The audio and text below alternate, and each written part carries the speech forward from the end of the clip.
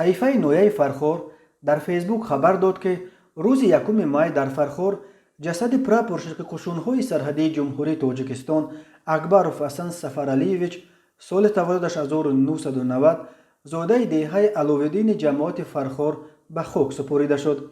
به گفته شاهدان مرحوم اکبروف حسن سفرعلیویچ سانه 29 اپریل در نتیجه مناقشه های سرحدی با قرقیزها در جماعت واروخ در وقت حمایه نمودن رئیس نوعی اسفره بهاوالدین بهادرزاده که علکه از کتفش مجروح شده بود خود را سپر نموده در نتیجه از تیر سنایپر دشمن به هلاکت رسید گفته می شود در خبر. رئیس شهر اسفره بهاوالدین بهادرزاده روز 29 اپریل در دهه مرزی خواجه علا از تیر ساکنان دهه کوکتاش جراحت برداشته بود.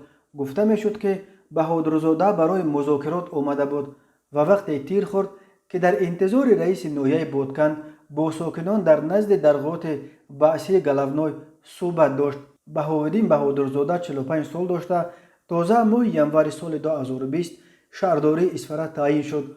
او قبلا در مقام معاون رئیس ولایت سوخت کار میکرد. حسن اکبروف اینک 16مین قربانی از طرف تاجیکستان در جریان مناقشه های روزهای 29 و 30 اپریل در مرز تاجیکستان با قرقیزستان است. در آن مناقشه دست کم 50 نفر به هلاکت رسیده بیش از 200 تن دیگر جراحت برداشتند.